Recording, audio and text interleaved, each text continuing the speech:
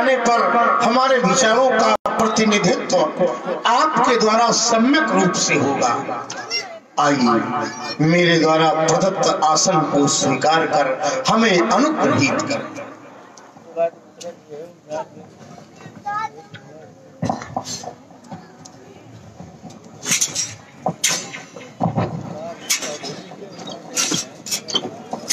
मिथिला के कुशल द्वारपाल राजा जनक को सूचित करो, मिथिला की रंगशाला में वेदाध्यायी और भूषण त्रिभुवन सम्राट स्वर्णमयी लंका में निवास करने वाले रावण का पदार्पण हुआ है।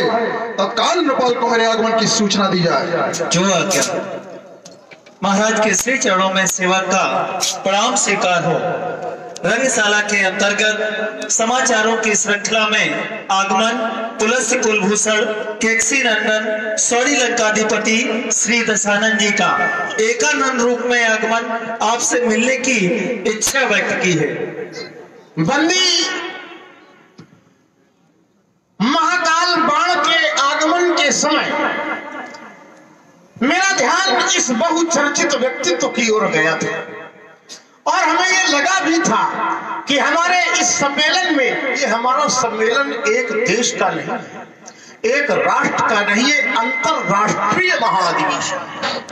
हमारे इस सम्मेलन में सब आए पर वो नहीं, या हम यूं कहें कि लो आ गई उनकी याद पर वो नहीं। उनके आने का समाचार दिया तुमने तो ऐसा लगा जैसे समाचारों की लड़ी में एक नवीन सशक्त कड़ी जोड़ दी तुमने। यह अभाव भी पूरा हो गया। काश वे न आते तो उनके न आने का अभाव हमें आयोजन पर्यंत सालता रहता।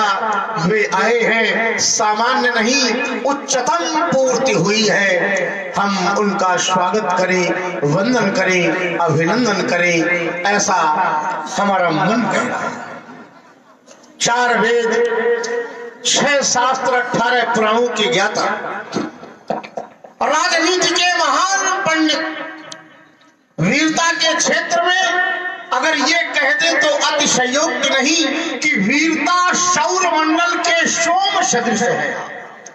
वीरता का जो सौर मंडल है उसके सोम सदृश है, आप सोम के बराबर है। शक्तिशाली राष्ट्र ब्रह्मांड के त्रिदेववत हैं आप। अरे आप तो वो व्यक्तित्व हैं जो कर्तृत्व के बल पर अमर हो जाता है, तब वहां मृत्यु की भी मृत्यु हो जाती है। ऐसे कालजयी व्यक्तित्व।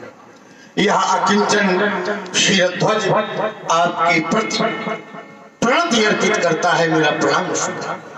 मिथिला के प्राण आदर। इस अधिवेशन के अधिष्ठाता यम नियम आसन प्राणायाम प्रत्याहार ध्यान धारणा समाधि आदि के कर्मचारी सर्वांतोमुखी प्रतिभा संपन्न शिष्टता सौम्यता शीलता सभ्यता सहिष्णुता के स्वामी सत्यवादी समदर्शी श्री शिरध्वज यम नियमों का पालन करके आसन प्राणायाम प्रत्याहार ध्यान धारणा कर समाधि अभिराम सिद्ध कर लिया। जनकराज जय कर, शिव शंकर जय, महाकाल गोटी विदेहराज जय शंकर जय शंकर। विश्व विजय की उत्कट आशा से जग बीच विचरने वाले सिद्ध सरदारों से देवों का झूम झूम मत दलवा। आओ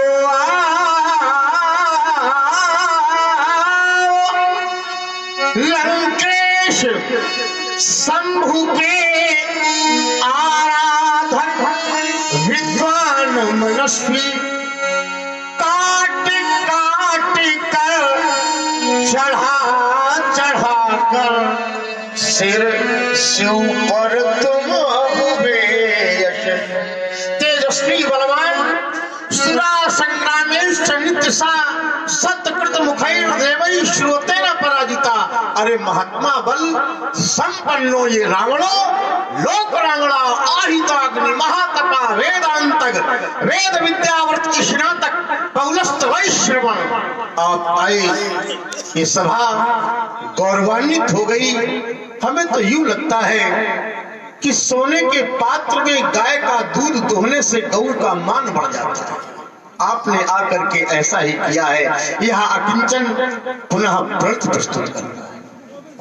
सुनिए आपकी मधुर, सुनकर हृदय सरोज प्रफुल्लित हो उठा। वास्तव में आगत का स्वागत करना अगर किसी को सीखना हो तो इस नरेश से यह यूं कह दिया जाए कि आगत का स्वागत स्वयं मिथिलेश से सीख लिया जाए तो कोई अश्लील। तो हे निविराज, तुम्हारे मन अंदर भक्ति का भरा भंडार है। ओ ध्यान धारणा में सुनाच, शिक्षा ही तामे देव यक्ष, और रिद्ध सिद्ध सम्मुख प्रत्यक्ष, बस ब्रह्म ज्ञान ही रहे लक्ष्य। सत्यम शिवम सुंदरम का इस मिथिला में पूर्ण प्रचार रहे। निविराज, तुम्हारे मन अंदर भक्ति का भरा भंडार है। देख रहा हूं देश देशांतर के नृपालों भूपालों महिपालों का आगमन। निश्चित रूप से ये सभी आपके प्रण को सुनकर के ही यहाँ पर उपस्थित हैं, और मैं भी आपके प्रण के विषय में जान करके ही यहाँ पर आया हूँ। तो आपका और अपना दोनों के गंतव्य का पता लगाने का प्रयास इस मिथिला ज्ञान नगरी में करूंगा, किंतु अपनी विधा के अनुसार। आगंतुकों से एक निवेदन, जो भी यहाँ नेपाल बैठे हुए हैं, हमारे यहाँ दो श्रेष्ठ व्यक्तित्व आज पधारे हैं मिथिला में। दो पंक्तियां मैं दोनों के बारे में कह रहा हूं, बड़े ध्यान से सुनना। वक्त के बढ़ते हुए पांव ठहर जाएंगे, वक्त के बढ़ते हुए पांव ठहर जाएंगे। गौर से देखोगे तो ये दोनों कुछ और नजर आएंगे, और इनको सुनने वालों, सुनना इन्हें रफ्ता रफ्ता धीरे धीरे, इनको सुनने वालों सुनना इन्हें रफ्ता रफ्ता, क्यों? कान से हो के कलेजे में उतर जाए। क्या बात, क्या बात। सिरध्वजनक कई प्रलोभन ठुकराए, वो नहीं कि सारी रात सुनाने के लिए काफी, वो नहीं, कुछ अलग। कई प्रलोभन ठुकराए हैं, निंदा का विष पान किया, जाने कितने कष्ट सहे, पर सदा राष्ट्र सम्मान किया। अपना मान नहीं खोया, अपना सम्मान नहीं बेचा। जब से मैंने शस्त्र उठाया, निज धर्म का ही यश का निकला। चले आप राज्य के अन्य कारभार देखें। मैं बढ़ रहा हूं भूल भवन भगवान भोलेनाथ के पावन पिनाक दर्शनार्थ।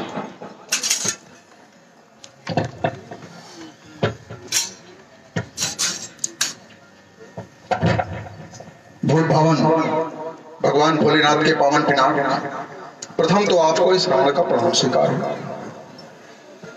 किंतु आज आपको इस स्थिति में पाकर मैं ये सोचने के लिए विवश हूं,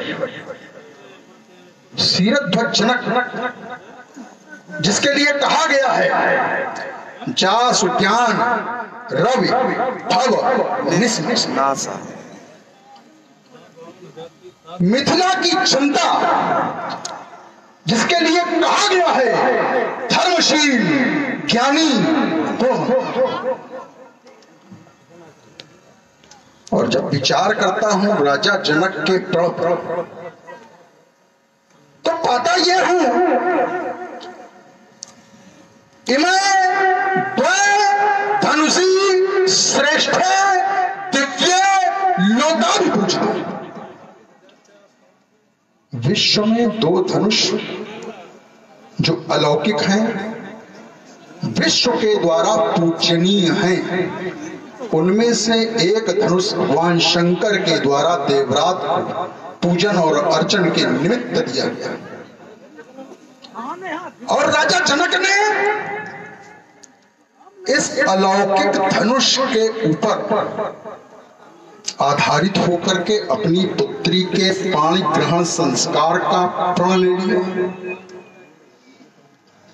यहां विचारणीय है,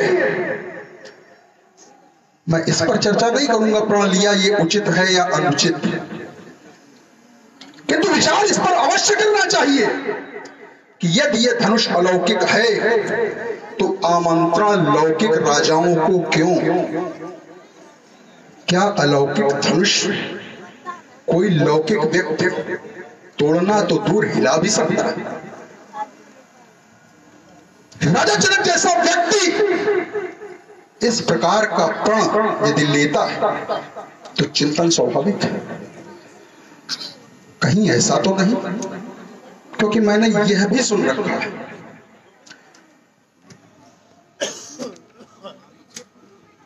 देवता, मुनि और मनुष्य ये तीनों स्वार्थी हैं। सुर नर मुनि स्वार्थ लाभ करें सब प्रीति, सुर मुनि जन सबका है। तो कहीं ऐसा तो नहीं कि राजा जनक के किसी स्वार्थ की पूर्ति इससे हो रही हो, इसलिए उन्होंने इसको आलम्ब बना दिया?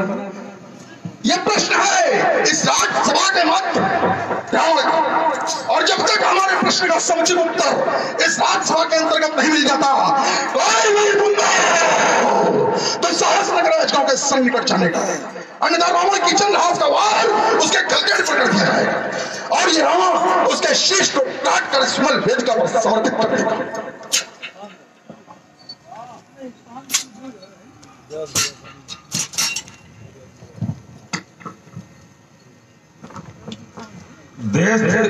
देश देशांतर के नेपालों मलपालों भूपालों का आगमन और उसी श्रृंखला के अंतर्गत लंकाधिपति रावण जी का आगमन रावण जी के द्वारा इस मैथिल समाज के अंतर्गत कुछ बातें रखी गई। चलते हैं सीधे रावण जी से साक्षात्कार करते हैं। ओ दशग्रीव दशानन वेद पाठी पौलत कुलभूषण केकसी नंदन विश्व के वैभवशाली सम्राट लंका के स्वामी लंकाधिपति श्री रावण जी, जय जय श्री शंकर भगवान की। प्राधीश महाकालवान, जय जय श्री शंकर भगवान। श्री रावण है एक बात समाज के मध्य आपके द्वारा रखी गई कि जनक जानते हैं कि ये धनुष अलौकिक है, तो राजा जनक के द्वारा क्या लौकिक जगत में इन्हें कोई तोड़ सकता है? तो राजा जनक के द्वारा फिर ऐसा प्रण क्यों लिया गया? द्वीप द्वीप के भूपतियों को आमंत्रण क्यों दिया गया?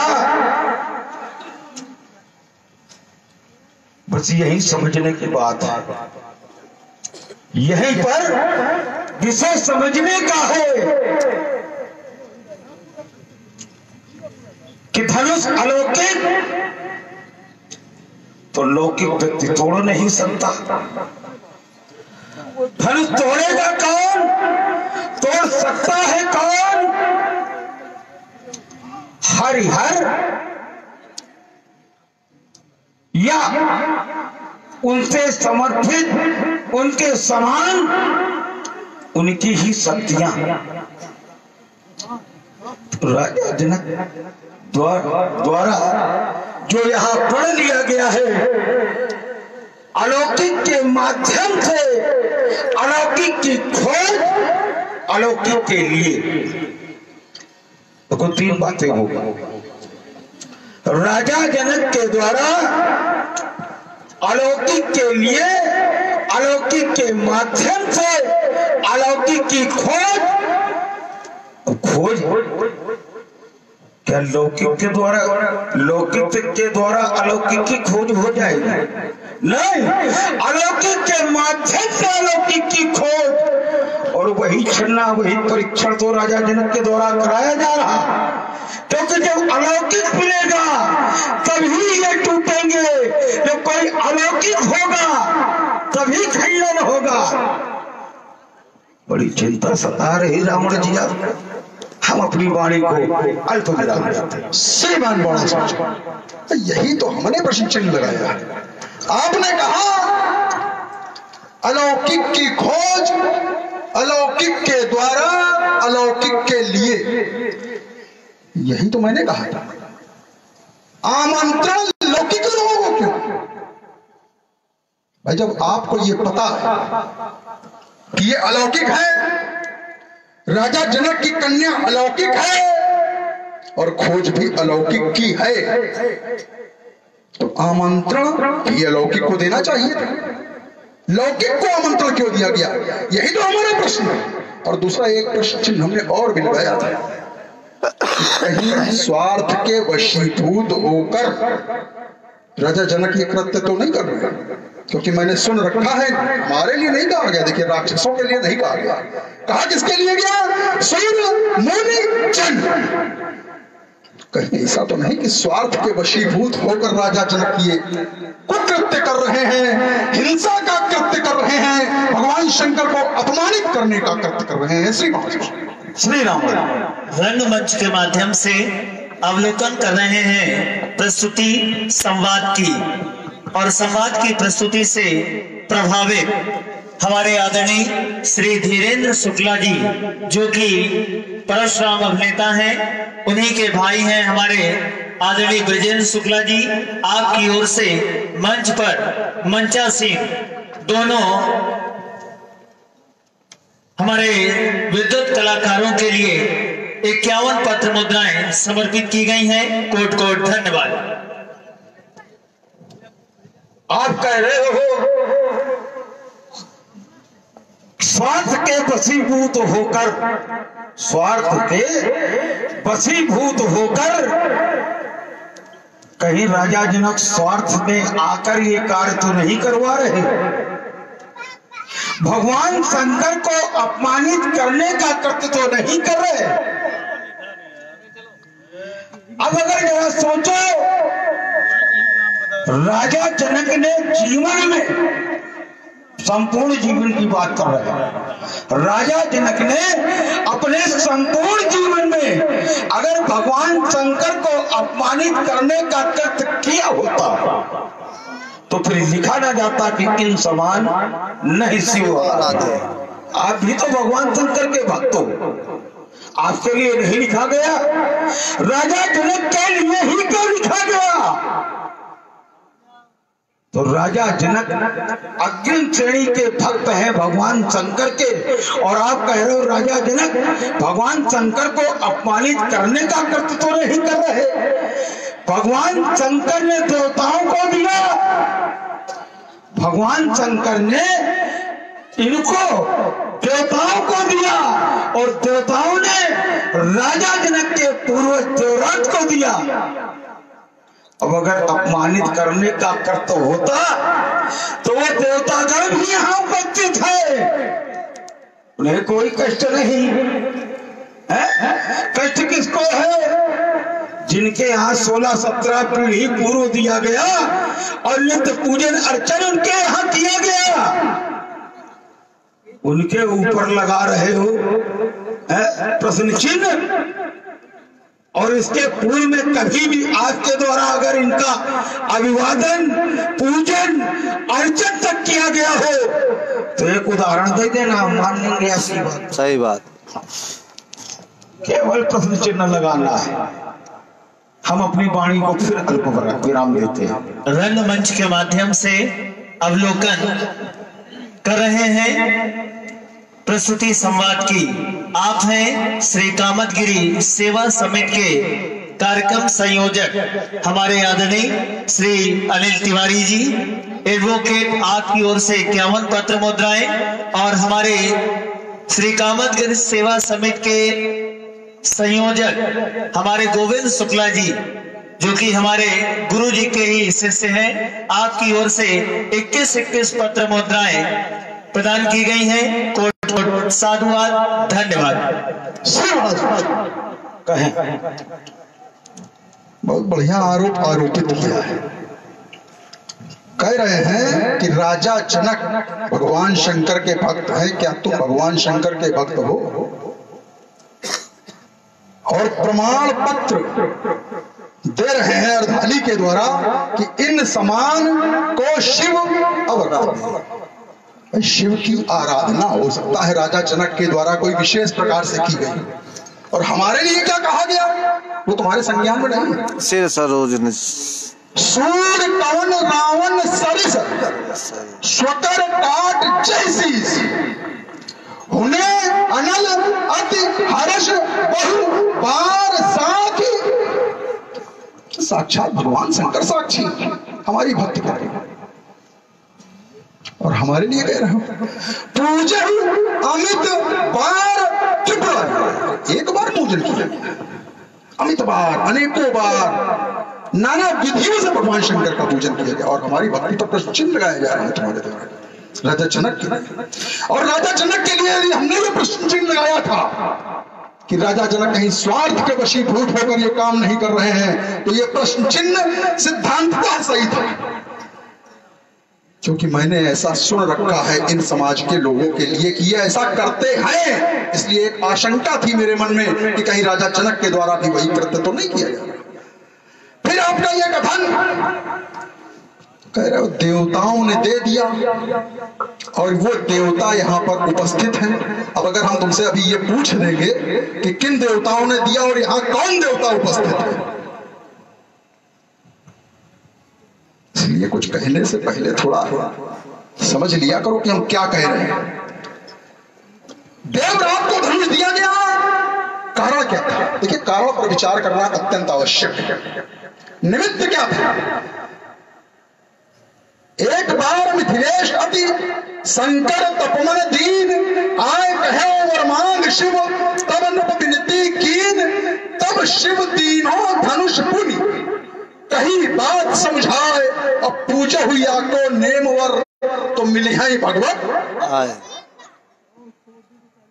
क्या अभी तक ऐसा कुछ परिलक्षित हुआ जिस निमित्त भगवान शंकर ने यह धनुष दिया था? नहीं। और तुम कह रहे हो कि तुमने कभी इसका पूजन इसके पूर्व नहीं किया, कि आज अचानक तुम्हारी श्रद्धा इसके प्रति क्यों बढ़ गई? ये कोई आवश्यक नहीं कि हमने इसके पूर्व पूजन नहीं किया तो हमारी श्रद्धा इसके प्रति क्यों बढ़ गई। भगवान शंकर की ये निशानी है, भगवान शंकर की हाथों की कभी शोभा रहा है, और यदि हमारे मन में इसके प्रति श्रद्धा है, हम इसके पूर्व कभी आए हों ना आए हों, ये विषय गौर हो जाए। 700 साल बाद निर्णय हुआ है, 700 वर्ष के पश्चात निर्णय हुआ, तो श्रद्धा लिए घूम रहे हो, तुम कह रहे हो कभी तुम दोबारा आए हो कि नहीं आए हो। उसकी बात होगी दैत्येंद्र बलि के 61 शिव भक्त क्यों ठुकराई है? श्री शंभु के अपमान की यह नीति क्यों अपनाई है? जब निज इच्छा का वर पाए जाय राचो मिलई सोवर, जब निज इच्छा का वर पायसिया ये अम्ब का वरदान है, तो चाप का खंडन कराना शंभु का अपमान है। ये जाने जनक ने कौन सी टूटी तुम्हें पिलाई है? श्री शंभु के अपमान की यह नीति क्यों अपनाई? मंच के माध्यम से प्रस्तुति श्री रावण जी एवं मानसुर जी की आप लोग अवलोकन कर रहे हैं, और इस प्रस्तुति से प्रभावित हमारे श्री कामतगिरी सेवा समिति के महामंत्री हमारे आदरणीय राजीव तिवारी जी के सुपुत्र हैं अंश तिवारी जी, आपकी ओर से 25-25 पत्र मुद्राएं क्रमशः श्री रावण जी अपने पर, हमारे अमित त्रिवेदी जी जो कि अकबरपुर के निवासी हैं, आपकी ओर से भी 25-25 पत्र मुद्राएं, हमारी श्री कामतगिरी सेवा समिति के प्रबंधक हमारे आदरणीय सुशील तिवारी जी, आपकी ओर से भी 25-25 पत्र मुद्राएं, हमारी समिति के उपाध्यक्ष आदरणीय सूर्य प्रकाश तिवारी जी, आपकी ओर से 21 पत्र मुद्राएं और हमारे आदरणीय पप्पू वाजपेयी जी आपकी ओर से भी 25 पत्र मुद्राएं विद्युत दोनों कलाकारों के लिए प्रदान की गई है। कोर्ट को धन्यवाद। आपके द्वारा एक वार्ता और रखी गई,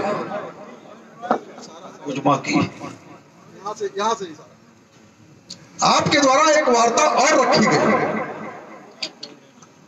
कह रहे हो कि राजा जनक ने क्या पूर्व में भी स्वार्थ से प्रेरित होकर कोई कार्य किया है, और यदि नहीं किया है तो राजा जनक ऐसा कैसे कर सकते हैं? देखिए, व्यक्ति के मन में विकार, ये आवश्यक नहीं कि व्यक्ति विकारी हो।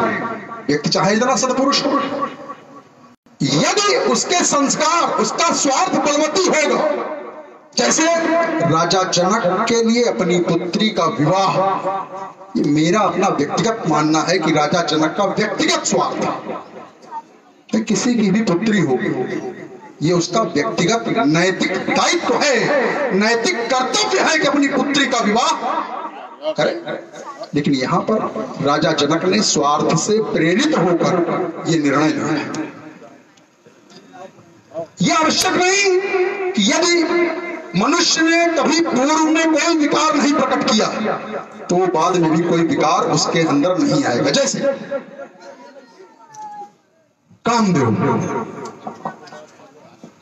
कामदेव ने पूर्व में भगवान शंकर को, उसके बाद में उसने पुनरावृत्ति की। जब उसको कुछ लाभ मिला तो उसने पुनरावृत्ति की किसी न किसी के कहने से। कामदेव ने भगवान शंकर के ऊपर प्रहार करने का प्रयास किया, एक बार नहीं, 2 बार नहीं, 3 बार, और तीसरी बार में जब भगवान शंकर के ऊपर प्रहार किया तो वो सफल हुआ। लोग ऐसा कहते हैं कि वो सफल हुआ, लेकिन मैं ये कहता हूं कि वो सफल नहीं हुआ। क्योंकि उसको वहां पर राग का ढेर तत्काल बनना पड़ा, लेकिन विकार नहीं था उस व्यक्ति के अंदर। वो तो अपना कार्य करता था, उसका कार्य ही है लोगों के अंदर काम होना, जागृत करना, उसका कार्य है।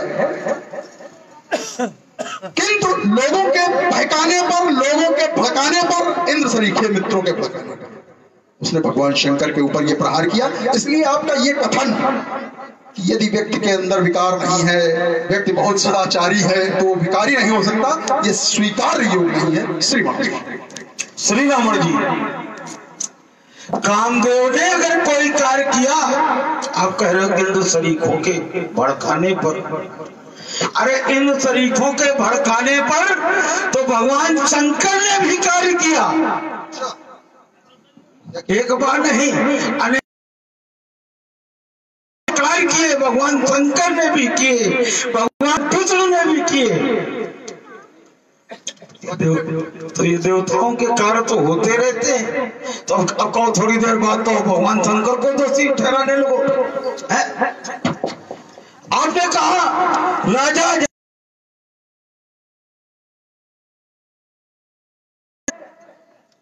हम कह रहे हैं आप स्वार्थ के वशीभूत होकर के यहां घोषणा कर रहे,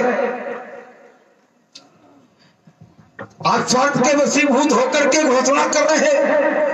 आरोप किसी पर भी लगाया जा सकता है, लेकिन उसका मूल में क्या है ये भी तो समझने की जरूरत है। क्योंकि आपके द्वारा ही बताया गया कि जिस समय भगवान शंकर ने देवराज को धनुष दिया तो उन्होंने कहा इसका पूजन अर्चन करो और इनके माध्यम से तुम्हें भगवान की प्राप्ति होगी।